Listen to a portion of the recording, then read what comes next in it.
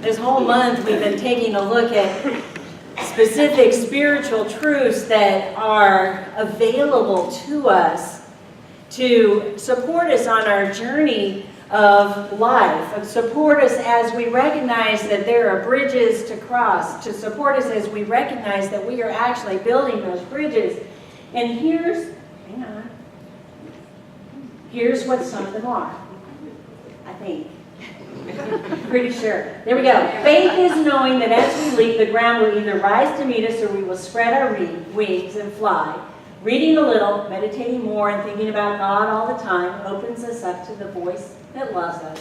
And trusting the process builds a bridge. So we know this. We know this. We know that we have all the faith that we will ever need. We know that the voice that loves us would never steer us wrong. We know to trust God, that every moment is a God moment. And which side of the bridge are we on? This side of the bridge.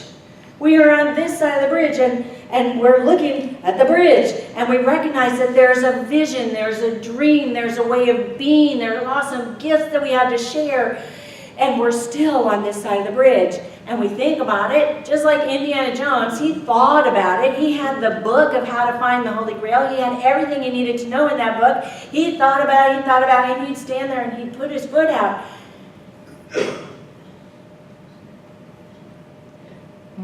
And he was still there. And he was still there. So I'm noticing that as I stand here, I am just waiting to invoke Unity Principle number 5. You know what number 5 is, right?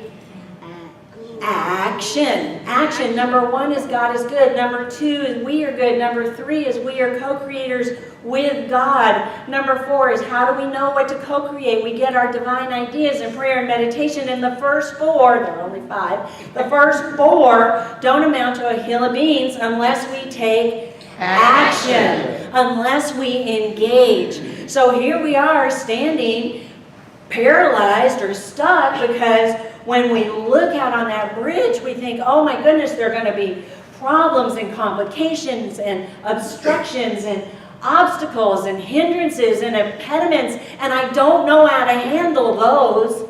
I know how to handle spiritual truths, I know that, but I don't know how to handle all the things that might happen. And so we stay here stuck and paralyzed. Am I the only one in the room who has ever done that? No, see, we're in good company.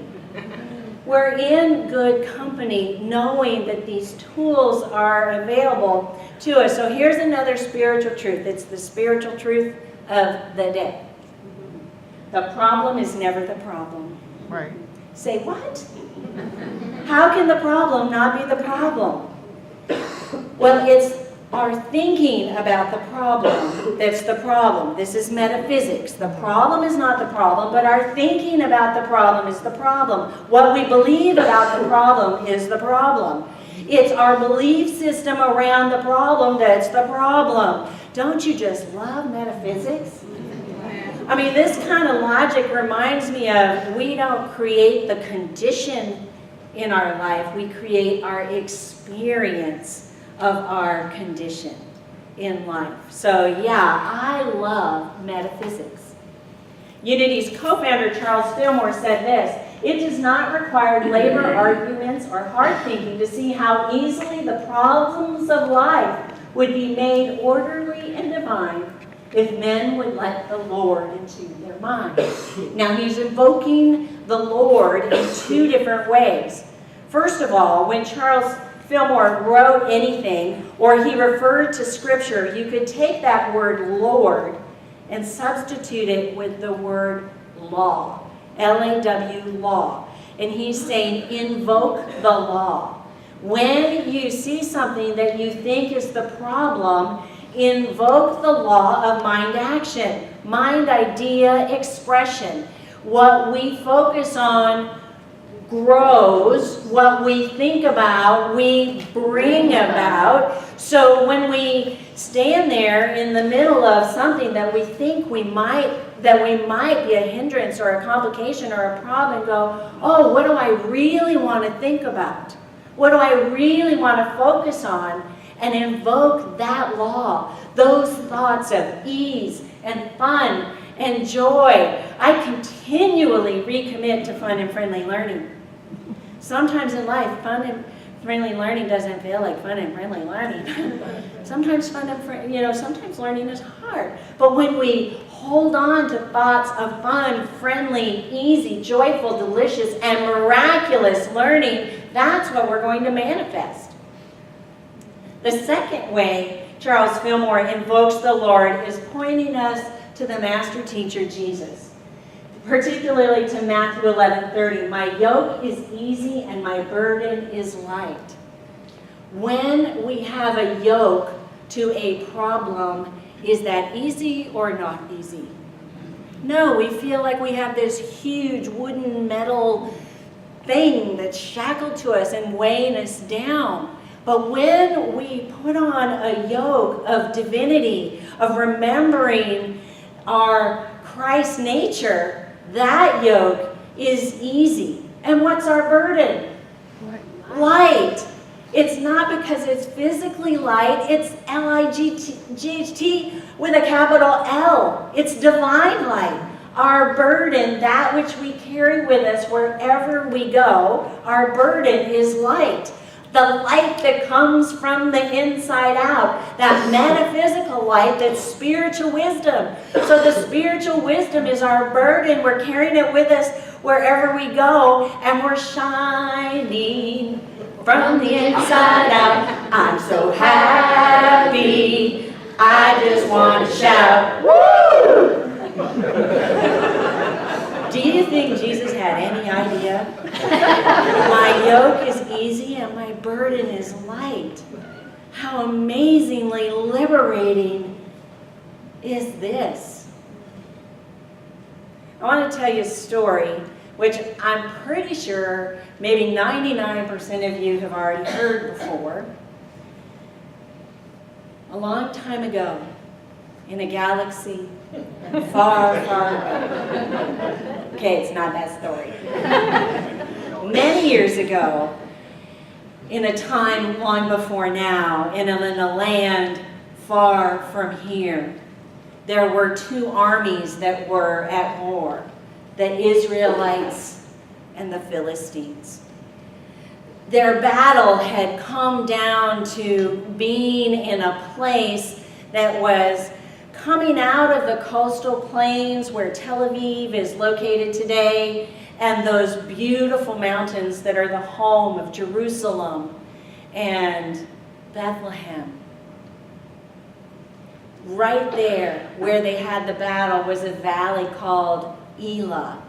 And Elah was filled with forests of oak and fields of wheat and vineyards, and it had these beautiful gullies and canyons on the side, and it made it difficult to continue the battle because they were actually in a place where they were deadlocked. They could not go any further. The army that would come down to the center of the valley first would surely be at the mercy of the other army. So what they took to doing every day was kind of going back and forth. A few Israelites would go down and they would share some sweet words with the Philistines, and then the Philistines would come down and they would share some other sweet words with the Israelites, and back and forth it went. They were really at a stalemate. And then the Philistines got the good idea to send down their mightiest warrior. Their mightiest warrior, who I can imagine would be uglier than Hugo's Hunchback or scarier than Shelley's Frankenstein. He went down in the center of the valley and he would shout things out, and his name was Goliath. So his name was Goliath. He was 6'9" of brawny muscle, covered from head to toe in shining armor, and he carried a sword, a javelin, and a spear. And he would go down twice a day at dusk and at dawn and shout out, "Bring down your mightiest warrior, and the two of us can have it out. The two of us can have it out, and whoever wins will win this war." And this went on every day. And every day the Israelites would creep out just a little bit further to see the immensity of this giant warrior. And then they would quickly scurry and retreat up into the hills and the canyons once they heard the booming of his voice and had the vision of his immensity. Among the scurrying Israelites was a young shepherd boy named David. And David had 3 older brothers who were actually soldiers. And his job was every now and then his father would give him some food and he would bring it to his brothers who were there in the encampment waiting in this gray zone of not ever knowing what to do. And he thought to himself and he said, I'm willing to challenge that giant. I mean, how hard could it be? Because David didn't see Goliath as the problem. He went to the king and the king said, well, you realize I've offered some incentives. Not only will your defeat of this giant bring peace to our land and our people, but your reward will be you will get to marry my daughter, you will be given lots of money, and you will never have to pay taxes again for the rest of your life. Now, I just want to recap that because in most scenarios, this would be too good to be true. Marry the king's daughter. Yeah, that'd be pretty good. Get lots of money. That would be all right with me. And not ever have to pay any taxes.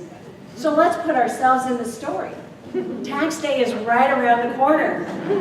Woot woot. How would it feel if we never had to pay any taxes? Other people can, but how would it feel? It would feel great. It would feel liberating, and to have an assured income stream and to have a relationship that we thought was amazing. I mean, anybody in for that? Okay, see, we are not alone. We are never alone. And what David did was he really did not see Goliath as the problem, because David was a professional. David was a professional slinger. He had a sling that was an extension of himself. He had for years killed lions and wolves to protect his sheep. So it wasn't a little slingshot, it was a sling. Now, when modern day scientists or mythbusters or whoever these guys are look at slings, they have recorded rocks, the speed of the rock coming out of the sling at an average of 80 miles per hour. Hold that thought.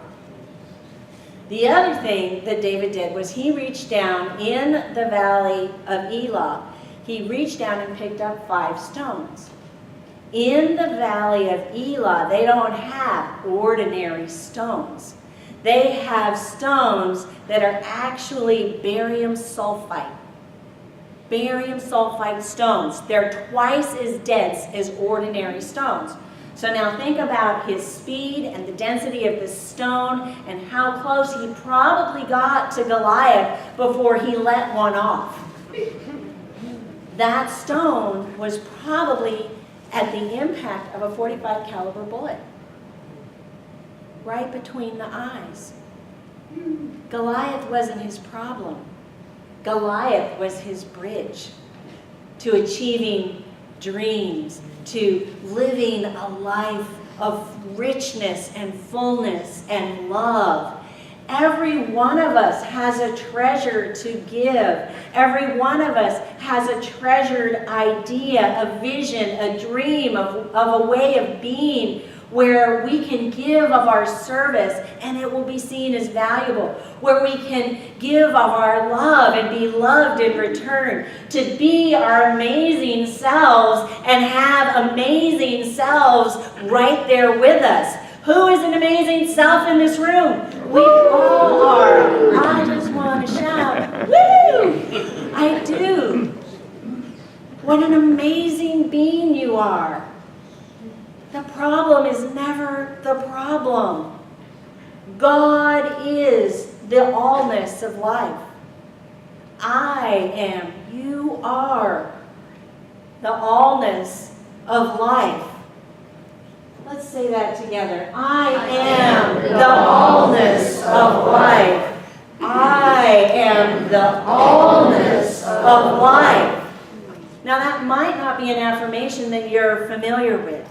And sometime when you're looking at something that you might think is a complication, hindrance, obstruction, obstacle, barrier, any of those problems, you might not remember, I am the allness of life.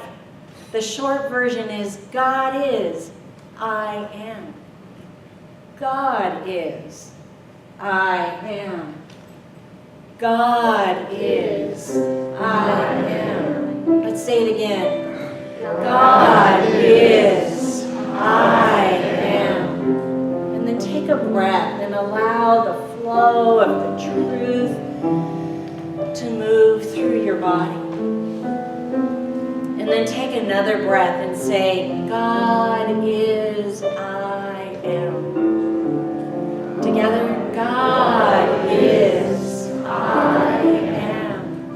And then I invite you to close your outer eyes and allow this spiritual wisdom to shine inside of you as we come into a time of meditation. God is, I am. God is, I am.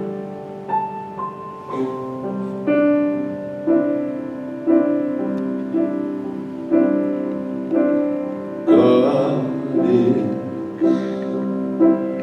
I am, right here, right now, right here, right now. God is, I am. God is, I am, right here,